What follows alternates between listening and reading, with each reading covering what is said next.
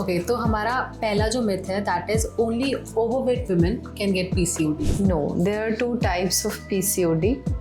That one is obese PCO patients are there, another one is a lean PCO patient. Hormonal pills are enough to cure your PCOD. I will not say enough. I'll say that it is a part of your treatment. PCOD is only a periods related problem.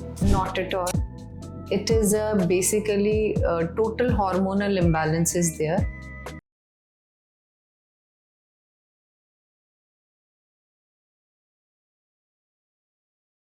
इस podcast को बनाने का हमारा एक ही motive होता है और वो है वैल्यू प्रोवाइड करना. जहाँ हमें लगता है कि लोग हमारे साथ कनेक्ट कर रहे हैं या फिर अपने ओपिनियंस को शेयर कर रहे हैं तो वहाँ वो मेहनत वर्थ इट लगती है. इसलिए आपका एक लाइक, कमेंट और सब्सक्राइब हमारे लिए बहुत कीमती है. और अगर अभी तक आपने हमारे चैनल को सब्सक्राइब नहीं किया है तो प्लीज़ कर लीजिए. And one thing I can assure you, आने वाले जितने भी पॉडकास्ट होंगे वो बहुत ज़्यादा amazing conversation and amazing insight से भरे होंगे. So let's dive in today's episode. Hello and welcome to another episode of E street podcast. मैं हूँ मोक्षता और आज का जो ये एपिसोड है ये बहुत ही ज़्यादा इन्फॉर्मेटिव और अवेयरनेस से भरा होने वाला है. बिकॉज आज हम कुछ ऐसे टॉपिक्स को डिस्कस करेंगे जो specially womens and young girls के लिए बहुत इंपॉर्टेंट है. ये डायरेक्टली हमारी लाइफस्टाइल एंड हमारे रिप्रोडक्टिव हेल्थ को अफेक्ट करता है. एंड वो टॉपिक्स चाहे वो पीसीओडी हो या फिर इनफर्टिलिटी से लेकर हो, हम एक डीप डिस्कशन उस पर करेंगे. And for that we have doctor Navdeep Kaur, who is a specialised gynaecologist and a laparoscopic surgeon. So hello ma'am, welcome to the show. Hi, thank you so much.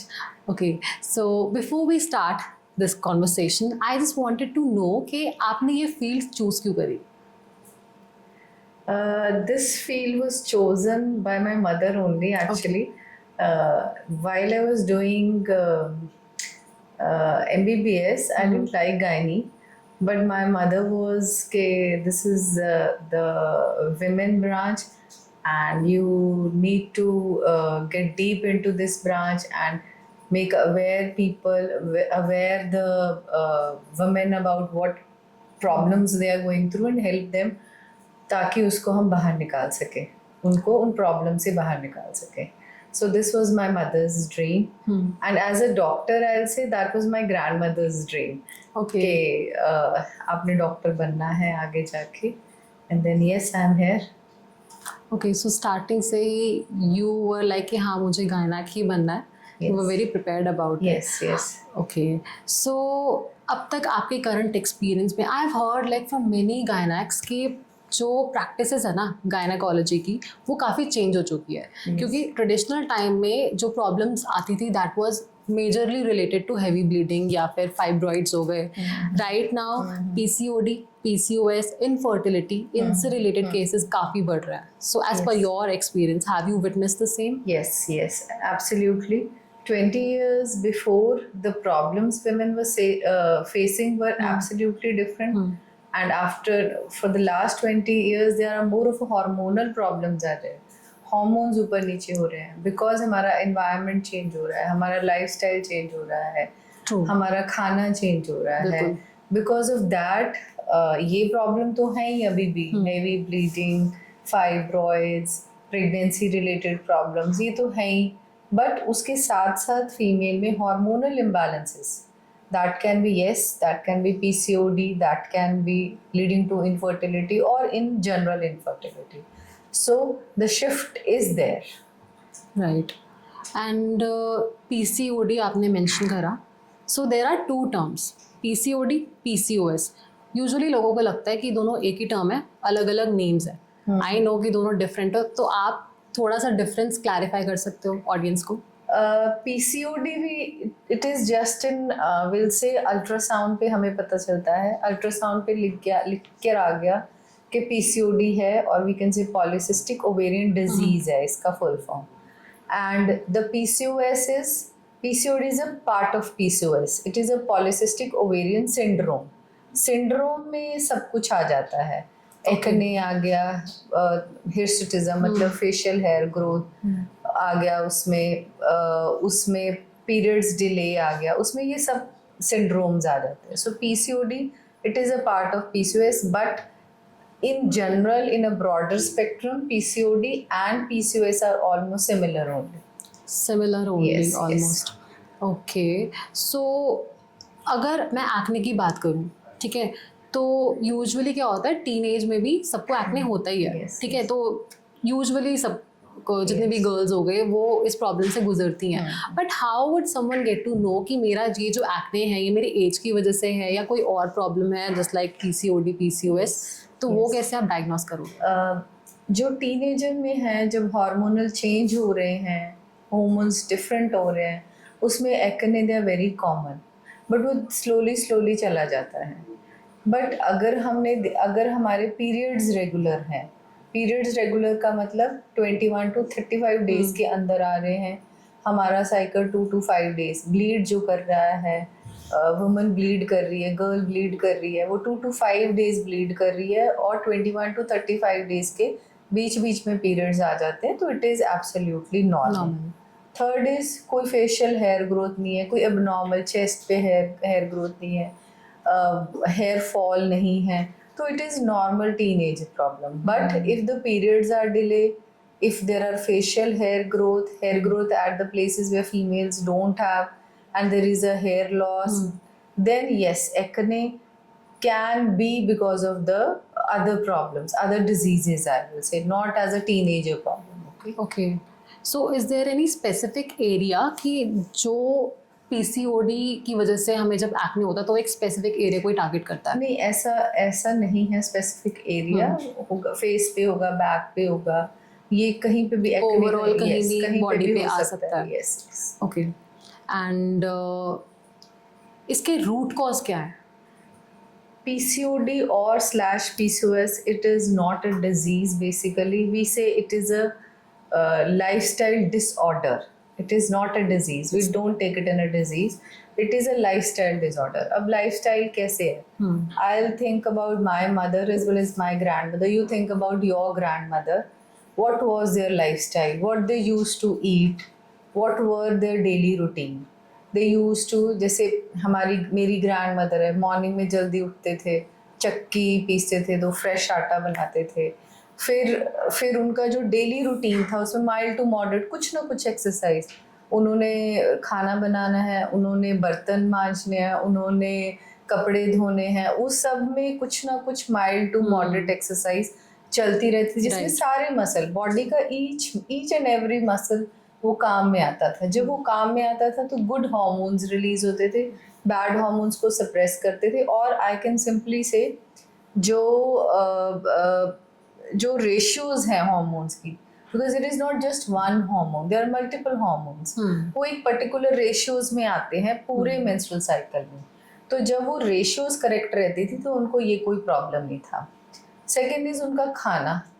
अगर हम सोचें कि वो क्या खाते थे, घर का फ्रेश खाना, फ्रेश तोड़ा, फ्रेश खाया, कोई भी ऐसा किसी चीज को सेव करके रखना, किसी को पैक प्रिजर्व, हाँ, उसमें कोई प्रिजर्वेशन वाला पार्ट नहीं था, कोई पैक्ड फूड नहीं था, कोई रेडी टू ईट्स नहीं थे, कोई जो पानी भी पीना वो सिंपल मटके वाला पानी था, कोई प्लास्टिक बॉटल्स में नहीं पानी था, है ना. तो अगर हम वो लाइफस्टाइल, खाना देखें, अपनी माइल्ड टू मॉडरेट एक्सरसाइज देखें, वो अब के पार्ट में जीरो है वो सारी चीज़. बिल्कुल. There is everybody is working, every female is yes, अब काम कर रहे हैं, अच्छी बात है, but lifestyle है sedentary for males also, I will say, not for just for females. Females में अब बिल्कुल sedentary lifestyle हो गया है उनका. उनकी जो डे टू डे लाइफ है, हमने आके अपनी कार में बैठना है, हमने ऑफिस में आ जाना है, ऑफिस में भी बैठना है, फिर घर चले जाना है, घर में भी एवरीथिंग इज स्टैंडिंग. हमारा washing of clothes, washing of utensils, everything, we think about anything, हमारे पास सब चीज़ के लिए मशीन है. हमारा बॉडी का एक भी मसल काम में नहीं आता है, तो कोई भी एक्सरसाइज नहीं है सबसे पहले. सेकंड इज हमारा खाना. We are so tired, we usually order plastic उसमें आता है, कंटेनर्स में आता है, पानी हम प्लास्टिक कंटेनर्स में लेते हैं, तो एवरीथिंग इज चेंज. आजकल तो एडल्ट्रेशन भी कितना बढ़ गया है, एंड रेडी टू ईट्स बहुत है, हम आते जाते कुछ ना कुछ पकड़ लेते हैं, है ना. और I always say to my patient who comes with these type of hormonal imbalances, कि आप अपना फूड देखो, आपकी प्लेट में क्या फूड है. डू यू थिंक आपकी ग्रैंड मदर के लिए ये फूड था? अगर आपको लगता है कि ये प्लेट में जो खाना पड़ा है वो मेरी ग्रैंड मदर के लिए फूड नहीं था, you should not have it. Definitely. Okay. और जो फास्ट फूड का कल्चर आया है, that is western culture only. हम आते जाते बर्गर पकड़ लिया, हमने बेकरी प्रोडक्ट्स कुछ ऑर्डर कर दिए, वी आर लो तो चलो कुछ खा लो, हम बहुत खुश हैं चलो कुछ खा लो, पार्टी कर लो, है ना. सो ये कुछ नहीं था उस time. 20 years back, 25 years back ये कुछ नहीं था. And third one is environmental factors. Environment में इतना पोल्यूशन नहीं था, सॉइल में, एयर में, वाटर में. तो everything is changed around us. So that is a reason that there is a shift in the hormonal imbalances are started leading to so much of hormonal issue, जिनमें PCOD एक मतलब it is very common. जो पहले हम 10 female में या 15 female के बाद एक पेशेंट देखते थे, अब every third or fourth girl or woman is having PCOS. Yes. Or PCOD. अच्छा, one more point I would like to mention for the root cause is stress. आजकल स्ट्रेस बहुत ज़्यादा बढ़ गया है. एंड अगर थोड़ा सा भी स्ट्रेस होता है ना, वो सबसे पहले आपके पीरियड्स को अफेक्ट करता है. And this is a problem जो मैंने खुद पर्सनली भी चाहे एक्सपीरियंस किया है. एंड हमारे कॉर्टिसोल लेवल्स काफ़ी हाई हो जाते हैं उसकी वजह से, तो वो हार्मोनल शिफ्ट भी उसकी वजह से आता है. Yes, stress is directly or indirectly related to lifestyle only.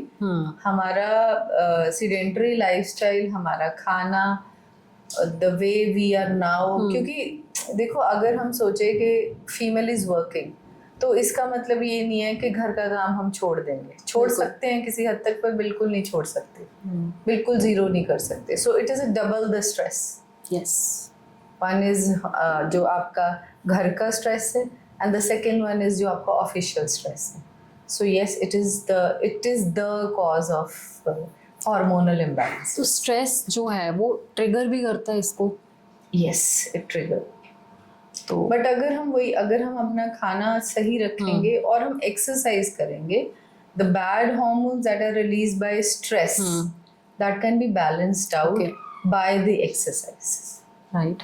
सो जो हमारा बैड लाइफस्टाइल हो गया, या हमारा जितने भी फूड हैबिट्स हो गए, जो गलत तरह का हम खाना खाते हैं यूजुअली, एंड अननेसेसरी अगर आप स्ट्रेस ले रहे हो, चाहे वो किसी चीज़ से भी रिलेटेड है, that is directly going to affect your health. So if someone is facing such kind of issues, तो व्हेन इज़ द टाइम जब उनको रियलाइज़ होना चाहिए कि हाँ, अब हमें गायनेक को कंसल्ट करने की नीड है? Once in a while the periods can delay.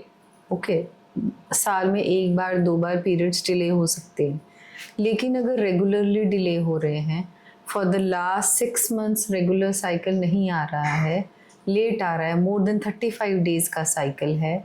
Secondly, या डेज ऑफ ब्लीडिंग कम हो गया है, जो कि 3 days ब्लीड हो रहे थे या 5 days ब्लीड हो रहे थे, अब वो 1 day रह गए हैं. And the requirement of the tampons और pads have reduced for the last 6 months, then it is a sign to meet a doctor. Or there are some new symptoms like acne is coming, there are some facial hair growth, thick hairs are growing on the skin, on the face especially, तो मिलना चाहिए doctor को. Okay, so how do you proceed with the diagnosis? कि कौन से test involve होते हैं and क्या प्रोसीजर रहता है? सबसे पहले तो important is the symptoms only. Symptoms means क्या इशू है पेशेंट को. पीरियड्स डिले हैं, एक्ने है, और फेशियल हेयर ग्रोथ है. ये 3 इम्पॉर्टेंट है. Fourth is we do an ultrasound to see how is the uterus, ovaries कैसे हैं, ओवरीज इज अंडेदानी कैसे है, उसमें कोई सिस्ट तो नहीं है, या ओवरीज बड़ी तो नहीं है, या उसमें मल्टीपल सिस्ट दिख रहे हैं. अब कहने को तो it is a polycystic ovarian disease, it is, we say it is a wrong term. These are not the cyst, these are the follicles, these are the eggs of the patient, of the women, जो कि हमें extra दिखने लग जाते हैं. Normally क्या होता है कि किसी भी फीमेल के साइकिल में बहुत सारे एग्स आते हैं छोटे छोटे, उसमें से एक एग जो है वो मैच्योर होता है. जब वो मैच्योर होता है फिर वो रप्चर होता है, फिर उसके बाद ईदर पीरियड्स आ जाएंगे या प्रेगनेंसी हो जाएगी उस रप्चर के 13 to 14 डेज बाद।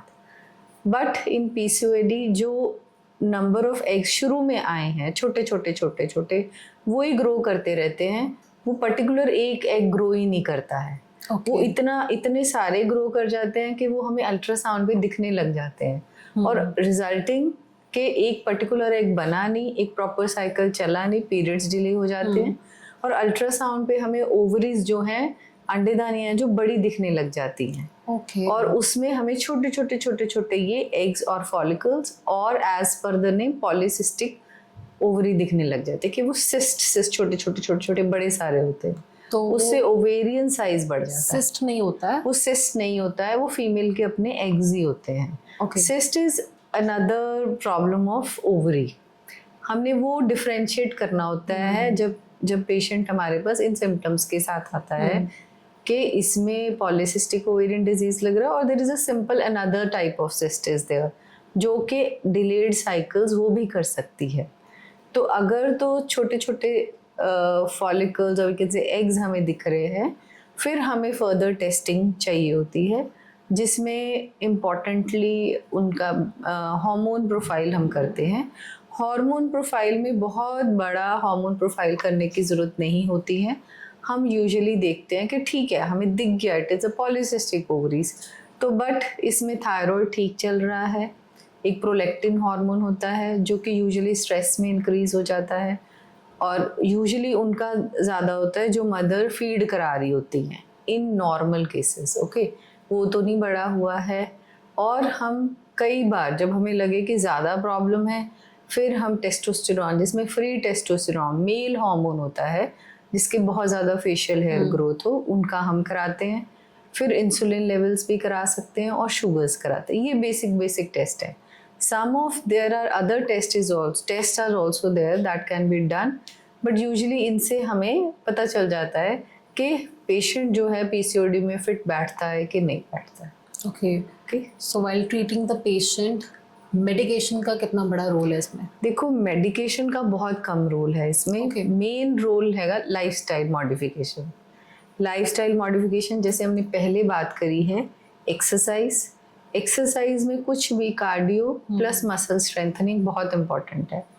ये पूरा आपका 40 to 45 मिनट्स पर डे होना चाहिए, एटलीस्ट 5 days a week करो, बिकॉज अदरवाइज तो हमारी नॉर्मल लाइफ में, डे टू डे लाइफ में कोई भी एक्सरसाइज नहीं है। Second is clean food. Clean food is fresh, जो बना है घर का खाना है, जो कम तला हुआ है, जो रेडी टू ईट नहीं है, जो पैक्ड नहीं है। हम कम से कम बाहर का खाना खाएं। कोई भी चिप्स टाइप है, कोई भी नमकीन है, कोई भी बेकरी प्रोडक्ट्स हैं, ये हम अवॉइड करें। जैसे अब बेकरी की चीज़ें हैं, they contain dense carbohydrates. Dense carbohydrates जो हैं वो they are very difficult to digest, but we need to take complex carbohydrates जो कि हमारी फ्रूट्स में है, वेजिटेबल्स में है, वो हमें खाना है। That are easy to digest, वो हमारे हार्मोन्स को कोई डिस्टर्ब नहीं करती। ठीक है, तो हमें वो चीज़ें लेनी चाहिए। फ्रेश फ्रूट्स लेने चाहिए, सीजनल फ्रूट्स लेने चाहिए। जो आई ऑलवेज से जो हमारी मिट्टी से बनी है चीज़ वो खानी चाहिए। एग्जाम्पल, मतलब ये जो रिफाइंड ऑयल है वो नहीं है हमारा। वी शुड हैव सरसों का तेल, देसी घी, ये चीज़ें हमें लेनी चाहिए। ग्राउंडनट ऑयल, कोकोनट ऑयल, इन चीज़ों में हमें पकाना चाहिए अपना खाना, rather then in refined oil. तो अगर डाइट के बारे में बात कर ही रहे हैं तो उसमें से एक शुगर और वीट भी आ जाता है। Everything in moderation is fine. Anything more than normal will cause problem. Wheat as such I will not say कि वीट हमारा दुश्मन नहीं है जो आजकल हमने बनाया हुआ है, लेकिन अगर हम उसको मॉडरेशन में खाते हैं, अगर हम अपने कार्ब्स को मेंटेन रखते हैं, अगर we think about, I always say think about your grandparents. For you think about your grandparents. Okay, वो कितना खाना खाते थे, क्या खाते थे, उनके दिमाग में चलता था खाना? नहीं चलता था उनके दिमाग में खाना। उनका एक काम था कि हाँ खाना खाना है। दे वर नॉट कि हम वही सैड हैं तो खाना खाना है, खुश हैं तो खाना खाना है। किसी का वेट कर रहे थे, वो नहीं आया, तो हम चलो कुछ खा लेते हैं। मतलब हमारा focus, more of a focus on eating ही है। उसके कारण we have eating habits are problematic now. उसके कारण ये हार्मोनल इशू आते हैं। तो that should be a part of our life, it should not be only life. और हमारी जो प्लेट है, 24 आवर प्लेट है, वो I will say rainbow colour, rainbow plate होनी चाहिए। रेनबो प्लेट मीन्स सारे कलर्स होने चाहिए। सारे कलर्स का मतलब each and every vitamins, minerals, सब कुछ, carbs, proteins, everything will be there. सब तरह का जो भी नाम ले लो, जब हम डिफरेंट कलर अपनी 24 आवर प्लेट को कलरफुल बना लेंगे, colourful, all type of vegetables, all type of fruits, and most importantly seasonal, जो सीज़न के हैं, जो इस सीज़न में अवेलेबल है, कोई वो नहीं है, कोई स्टोरेज वाले नहीं है, जो अभी हमें पता है कि फ्रेश आई है सब्जी, तो वो वाली चीज़ें हमें खानी चाहिए। That is beneficial to our health. Right. And what if अगर हमने अर्लियर स्टेजेस में इसको फाइंड आउट नहीं करा, क्योर नहीं करा, तो ओवरऑल हमारी बॉडी को ये क्या इम्पैक्ट दे सकती है? इसमें ये है कि एक तो मैंने आपको मेडिकली बता दिया कि हमने लाइफस्टाइल चेंज ज़रूर करना है। Yes, there are some medication according to the symptoms, we give some medicine, we give hormonal pills also. But लोग बहुत घबरा जाते हैं जब उनको हार्मोनल पिल्स हम लिखते हैं कि नहीं हमने नहीं खाने हैं हार्मोन्स। बट एक certain hormone is very high, oestrogen hormone है जो कि बहुत ज़्यादा होता है पीसीओडी पेशेंट को, तो उसको हमने नॉर्मलाइज करने के लिए हमें बाहर से थोड़ा बहुत हार्मोन देना पड़ता है तो उसको नॉर्मल कर लें। वो नॉर्मल आएगा तो पीरियड्स रेगुलर हो जाएंगे। तो अगर आपके डॉक्टर पूरा देख के आपको प्रिस्क्राइब कर रहे हैं हार्मोनल ट्रीटमेंट, तो ले लेना चाहिए। सेकेंड, उन हार्मोनल ट्रीटमेंट का फ़ायदा क्या है? एक तो ईस्ट्रोजन को स्टेबलाइज कर देगा। सेकेंड इज़, एक हमारी बॉडी में सेक्स बाइंडिंग ग्लोबुलिन्स होते हैं जो कि हार्मोन्स को, खराब हार्मोन्स को बाइंड करके रखते हैं, वो कम हो जाते हैं। तो जब हम हार्मोन्स देते हैं वो अपग्रेड हो जाते हैं, जो एबनॉर्मल हार्मोन्स घूम रहे होते हैं उससे अटैच हो जाते हैं, तो हमारा जो ऊपर नीचे रेशियोज हुई होती हैं वो करेक्ट हो जाती हैं। आपको समझ आ रही है ना? तो it helps, hormonal medicine helps. Third is, acne में बहुत अच्छा रोल है, एक्ने बहुत अच्छे से रिड्यूस कर देता है अगर किसी को क्रॉनिक एक्ने चल ही जा रहा है। थर्ड इज, अगर फेशियल हेयर ग्रोथ है तो हमें 2 जगह से काम करना पड़ेगा।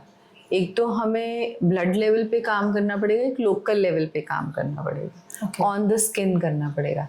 अगर हम सोचें कि there is a facial hair growth है, चलो हमने ओरल मेडिसिन भी लगा ली, हमने लेज़र भी करा लिया, बट हमारे कम नहीं हो रहे, उस वहाँ पे हार्मोन्स का रोल आ जाता है।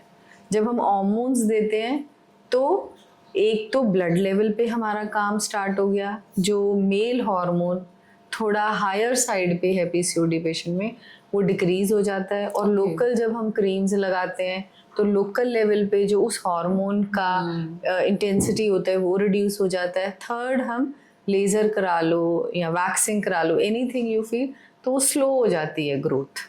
जितने फॉलिकल्स आ चुके हैं उनका हम कुछ नहीं कर सकते, बट यस, ग्रोथ स्लो हो जाती है, ग्रोथ लाइट हो जाती है, उसमें हेल्प होता है। Okay, so medication helps to prevent the consequences. Yes, usually we don't prescribe much of a medicine in young girls, but yes, जिसमें बहुत chronic हमें लग रहा है, there is some, yes, जिसमें हमें पता है कि simple lifestyle से अभी नहीं काम चलेगा, तो उनमें हम ये basic hormonal medicine, local medicine, या हमें लग रहा है कि बाकी और कुछ नहीं है, हेयर ग्रोथ है या सिर्फ थोड़ा बहुत एक्ने है, तो जो मेल हार्मोन के अगेंस्ट एक मेडिसिन आती है, हम वो दे सकते हैं पेशेंट को। सो देयर आर मेडिकेशंस जिसमें पेशेंट, जो गर्ल है, जो प्रॉब्लमेटिक है, वो ट्रीट हो जाएंगे, अच्छे से ट्रीट हो जाएंगे साथ में, लेकिन लाइफस्टाइल बहुत इंपॉर्टेंट है। Medications are temporary, I always say permanent. Yes. So ma'am, there are some myths going around regarding PCOD and PCOS, and usually लोगों की भी बहुत सारी confusions रहती है या फिर कुछ वो misconceptions बने रहते हैं उनके। I want कि आप उन myths को break down करें। Sure. So let's begin. Okay, तो हमारा पहला जो मिथ है that is only overweight women can get PCOD. No, there are two types of PCOD. That one is obese PCO patients are there, another one is a lean PCO patient. Okay.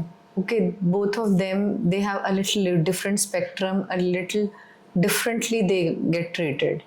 So it is not just obese can have PCOD, but with the wrong habits and with the wrong lifestyle, even lean patient can have PCOD. So that completely depends upon your lifestyle. Yes, that completely depends upon life. Second one is hormonal pills are enough to cure your PCOD.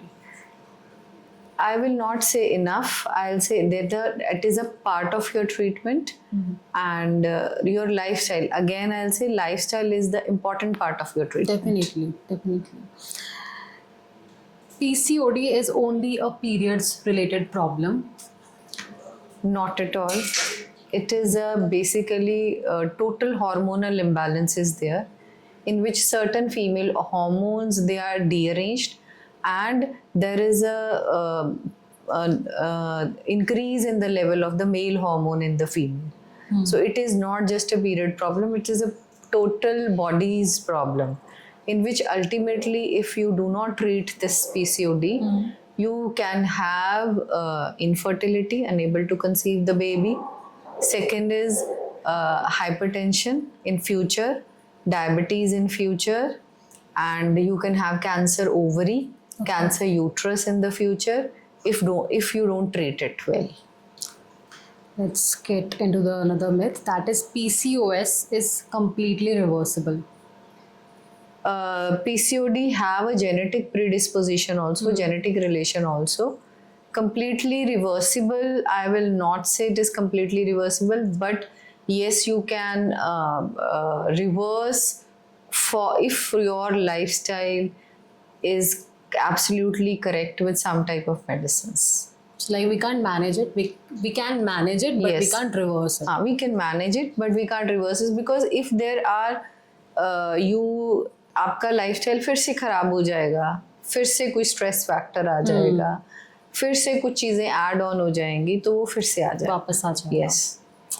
If you have PCOS, you will definitely get diabetes. Not definitely. Again, lifestyle is the key. And it also depends upon your But genes. yes, you have a chance of having diabetes mellitus even if you don't have a genetic predisposition. अगर आपकी family में history है diabetes तो आपको होने के chance है. अगर आपको पीसीओडी है और आपकी हिस्ट्री नहीं है, देन ऑल्सो आपको होने के चांस है, अगर आप अपना लाइफस्टाइल ठीक नहीं रखोगे. Again, lifestyle matters a lot. Yes. Last one, teenagers don't get PCOD. Teenagers usually we don't label them PCOD because जो पीरियड स्टार्ट होते हैं 11 to 14 ईयर्स के बीच में स्टार्ट होते हैं. Supposedly any female, any girl get any हमेनाकी और we can say उनके period start हुए हैं at an age of 11 और वो irregular हैं. We wait for another 5 years to get it regular because जो हॉर्मोन्स आया है, नया हार्मोन आए हैं, उनको एक प्रॉपर रिदम में आने के लिए टाइम लगता है और we do give 5 year of a grace period for that. अगर किसी को 14 ईयर में स्टार्ट हुए हैं तो 19 ईयर्स तक हम कोई इरेगुलर साइकिल्स के लिए ट्रीट नहीं करते हैं, बट उनमें भी हो सकता है, but we don't treat much of them because हमें लगता है कि 5 साल के बाद वो अपने आप साइकिल रेगुलर हो जाएगा और ट्रीट हो जाएगा. Okay. So earlier before you mentioned about infertility and like these kind of medical conditions are directly related to infertility as well. ये अगर आप ढंग से इसको treat नहीं करोगे, Yes. so it can cause such kind of problem Yes. as well. So do you think कि आजकल infertility के जो cases हैं वो बहुत ज़्यादा बढ़ रहे हैं? Yes, definitely. PCOD के कारण, वही लाइफस्टाइल के कारण, एंडोमेट्रोसिस के कारण, there are many factors. अभी हमारी साइंटिफिक एडवांसमेंट बहुत ज़्यादा हो गई है, तो किसी को प्रेगनेंसी नहीं हो रही है तो हमें कोई ना कोई कारण मिल जाता है. मेल इनफर्टिलिटी भी बहुत कॉमन है. यूजुअली पहले होता था कि फीमेल ही इनफर्टाइल है, फीमेल के कारण नहीं प्रेगनेंसी हो रही, बट जो रिसेंट स्टडीज़ हैं वो कहती हैं अगर 40 to 50% of infertility is because of female, तो 40 to 50% is also because of the male. वो थोड़ा सा अभी रिसर्चेज उस पर कम्प्लीटली स्टार्ट हुई हैं, तो वो देखने में आया क्योंकि हम देखते हैं कि most of the infertility patients में हमें कोई कारण नहीं मिलता है. तो जब हम अब उनको जब रिसर्च करते हैं उसमें यूजुअली मेल फैक्टर होता है. Okay, so men are equally responsible. Yes, male are equally responsible for it. Okay and अब जैसे ना क्या होता है, बड़े लोग बोलते हैं कि टाइम से शादी कर लो एंड टाइम से कंसीव कर लो, नहीं तो आगे जाके प्रॉब्लम होगी. So what do you think कि कोई ऐसी मेडिकल एज है to conceive for a baby? Yes, we say कि after 35 years of age जो है नंबर ऑफ एग्स हैं जो फीमेल की बॉडी में वो एक्सपोनेंशियली डिक्रीज करते हैं. ओके. जो एक फीमेल है एक पर्टिकुलर नंबर ऑफ एग्स के साथ पैदा हुई है, वो इंक्रीज नहीं हो सकते कभी भी, उतने ही नंबर हैं. जब जैसे जैसे साइकिल आगे चलते रहते हैं वो एग्स डिक्रीज होते हैं टिल द एज ऑफ 35. वो धीरे धीरे धीरे धीरे धीरे डिक्रीज होते हैं, लेकिन after the age of 35 it falls exponentially. So best age to have a baby is before 30. But yes, nowadays women are career oriented. उनका शादी लेट हो रहा है, फिर उनका करियर उस टाइम पे पीक होता है, उनकी एज वो चाइल्ड बेयरिंग एज होती है. सो उसके कारण थोड़ा डिले हो रहा है और उसके कारण वही इनफर्टिलिटी का रीज़न ये हो रहा है, इंक्रीज हो रहा है. Yes. Okay. So like infertility अगर किसी को भी है ऐसा कुछ भी, सो अगेन आप कैसे उनको डायग्नोस करते हो या कैसे उनको पता लगता है that they are not able to conceive? देखो इसमें ये होता है कि ना, if the couple is trying for the last 1 year for a pregnancy without using any type of contraceptive method, और उनको पता है कि these are the good time जिसमें रिलेशंस रखेंगे तो प्रेगनेंसी हो जाएगी. अगर वो 1 year तक नहीं हो रही है, depending upon the age, if the female less than 35 years of age को ये प्रॉब्लम है 1 year में है कि 1 year के बाद भी प्रेगनेंसी नहीं है, तो उसको हम इनफर्टिलिटी में लेबल करते हैं और फिर हम उनकी टेस्टिंग स्टार्ट करते हैं जिसमें बेसिक हार्मोनल प्रोफाइल होता है सारा. और एक अल्ट्रासाउंड होता है. अगर हमें उसमें कुछ नहीं मिलता है then we go for a further testing जिसमें हम ट्यूब टेस्ट कर देते हैं. किसी में किसी भी पॉइंट में प्रॉब्लम निकलती है तो वो उस हिसाब से ट्रीटमेंट स्टार्ट होता है. ओके. सो ये मेडिकेशंस के थ्रू ट्रीटेबल है? यस. जो पीसीओडी के कारण इनफर्टिलिटी है, we say it is easily treatable. बहुत इजी से जो पेशेंट है वो प्रेग्नेंट हो जाता है. ऐसा नहीं है कि मुश्किल है ये. Okay. So if I talk about the cause, one is due to PCOD only and lifestyle also अगर हम लेकर चले उसको, so कुछ जेनेटिकली भी शायद कॉजेज होते होंगे जिसकी वजह से इनको प्रॉब्लम्स आती है. Genetically what is the uterus का कैसा है, size and shape of the uterus, how are the ovaries ठीक हैं, उसमें एग्स पड़े हैं कि नहीं पड़े हैं. आजकल बिकॉज ऑफ हम दिस हार्मोनल इम्बैलेंसेस और we can say environmental factors, I will say premature ovarian failure हमें बहुत दिखता है. उसका मतलब है कि मीनोपॉज जो कि 45 years की एज में आ रहा था वो 35 years की एज में आ गया या 30 years की एज में आ गया. मीनोपॉज हो गया, एग्स ही ख़त्म हो गए हैं, है ना. तो ऐसे केसेस भी हमें मिलते हैं. Say if there is a woman and she is like कि मुझे कंसीव करना है but now I am not prepared, मैं अभी नहीं कर सकती क्योंकि मैं बहुत बिजी हूँ या फिर मुझे अपने कुछ गोल्स हैं वो अचीव करना है, but back of the mind में उसके एक ये फियर है कि कल को अगर कुछ ऐसा हुआ कि मैं कंसीव ना कर पाई तो उसके लिए वो क्या करे? This is a very good question. जो आजकल जो वुमेन है करियर ओरिएंटेड वुमेन है उनके लिए मोस्ट इम्पॉर्टेंट थिंग है, क्योंकि उस टाइम पे आपका करियर भी पीक पे होता है, आपका एज भी बट वो निकल रहा होता है फॉर चाइल्ड बेयरिंग एज. तो उनके लिए best there is one scientific breakthrough I'll say, that is egg freezing. Okay. Egg freezing मतलब supposedly that girl is at an age of 28 and her career is at peak. She want to take a 4 to 5 years of break. तो वो but she wants a child of her only. तो वो 28 8 of as पे ही अपने egg freeze करवा सकती है। वो हम एग्स उसके निकाल के उसी एज पे जो उसका एग होगा, जिस एज पे निकाला है उसी एज पे वो फ्रीज हो जाएगा। उसकी क्वालिटी 28 ही रहेगी, चाहे वो प्रेगनेंसी 35 पे प्लान करते। मैम मेरा एक डाउट है कि आपने भी बोला कि उसी एज पर वो एग को एक्सट्रैक्ट कर रहे हैं, तो अगर हमारी एज 28 है एंड जो भी वो एग है तो उसकी भी एज 28 है? Yes yes. तो वो क्वालिटी में डिफरेंट होता है कुछ? यस, क्वालिटी में बहुत फर्क होता है। जो आप अपना सोचो ना, your skin at 28, your hair at 28 and your skin and hair at 35 is different. So वैसे ही जैसे जैसे फीमेल की एजिंग होती है, जैसे जैसे बाकी ऑर्गन्स एज कर रहे हैं, वैसे वैसे ओवरीज भी एज कर रही हैं, एग्स भी एज कर रहे हैं। The egg which is the 30 years से कम है, उसके एग्स की क्वालिटी बेटर होएगी फीमेल के एग्स की। 30 ईयर्स के ऊपर जो है उसकी क्वालिटी है वो उससे थोड़ा लोअर साइड होएगी। और जैसे ही 35 होती है तो उसमें क्वांटिटी भी बहुत ज़्यादा डिक्रीज कर जाती है। तो अगर आपने अच्छे नंबर ऑफ एग्स चाहिए आपको और क्वालिटी एग्स चाहिए तो उसको अर्ली आप उसकी एग फ्रीजिंग करा सकते हो। Well I think it's a good method जो लोग अडेप्ट कर रहे हैं, बट आपको क्या लगता है कि लोग एक्चुअल में इससे कंफर्टेबल हैं और ये कितना पॉपुलर हो रहा है? Yes, it is popular.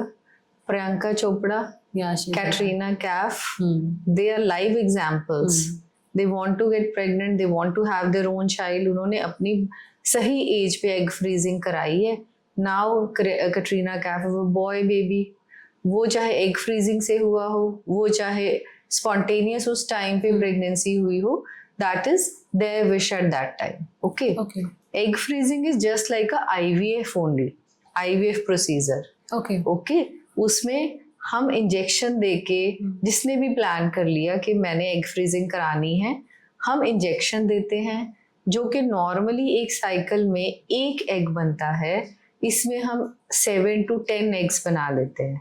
फिर वो अंडर एनेस्थीजिया, वो 5-10 मिनट का ही काम होता है, उसको हम अल्ट्रासाउंड देखते देखते एक्सट्रैक्ट कर लेते हैं। एक्सट्रैक्ट करके हम माइनस टेम्परेचर पे उसको ड्रॉप कर देते हैं। माइनस टेम्परेचर पे वो फ्रीज हो जाता है। ओके, ठीक है, वो फ्रीज हो गया, उसकी एज भी फ्रीज हो गई। फिर whenever feel, suppose at 35 of age, now the girl is planning for having a pregnancy और उनको अपने आप प्रेगनेंसी नहीं हो रही है, तो she can use her eggs जो उसने प्रिजर्व कर, दैट्स ग्रेट, वो एग्स यूज कर सकते हैं। सो कोई साइड इफेक्ट्स भी देखने को मिलता है इसके? एज सच कोई मेजर साइड इफेक्ट नहीं है, but yes it is under anaesthesia है, इंजेक्शन लगते हैं। ठीक है, और फिर हम अंडर एनेस्थीसिया एक्सट्रैक्ट करते हैं। इन द लॉन्ग टर्म कोई as such major side effect नहीं है। So it's a safe process. It is जितना अब एडवांसमेंट हो चुकी है, it is absolutely a safe process. So some advices if you give to all the women in their early 20s so that they can protect their fertility. Yes, they are the one we should, I think, target. They are the one that they should understand. क्योंकि उनकी as में अगर सही चीजें वो करेंगे, in future for the fertility purpose also and for their basic health also, they can prevent many things. Okay, first is, as in our I think whole discussion I again and again said, lifestyle modification. Lifestyle modifications are very important, in which both the diet as well as exercise both play a key role in that. किसी को हम replace नहीं कर सकते। उसी से ही हमारी diet, उसी से ही हमारी डाइट और एक्सरसाइज से ही हमारा हार्मोनल बैलेंस ठीक होना है। Next is stress. Don't compare each other, do whatever is best for you. वैसे भी Gen Zs are better than us millennials, they voice for themselves. Okay, yeah, that's true. But yes, voice for your rights also, voice for your clean air also, clean soil, clean water. That is important at present. So these lifestyle and environmental factors are very important in the whole future life, their future life, for their fertility, for their this hypertension in future, diabetes in future, for various types of cancers in futures. So take care of themselves. They Very should well take said. care. Very well said, ma'am. And one thing I would like to share with you guys कि please आप ये वाला episode तो जरूर देखना, क्योंकि for a natural awareness I would say ये हम सबके लिए बहुत इंपॉर्टेंट है. एंड जितना हम खुद को अवेयर कर सकते हैं इन टॉपिक्स के बारे में, जितना ओपन हम हो सकते हैं, so that is something which is going to help us all. And thank you so much. Thank you Ma'am, so much. you were here. It was a pleasure to have you here. And जो भी हमने आज conversation करी, मुझे बहुत कुछ सीखने को मिला. And I'm really sure कि जितनी भी हमारी audience इस एपिसोड को देख रहे हैं, उनको भी काफ़ी ज़्यादा नॉलेज और काफ़ी ज़्यादा इंसाइट्स इस एपिसोड्स के थ्रू मिली होगी. And thank you so much for watching.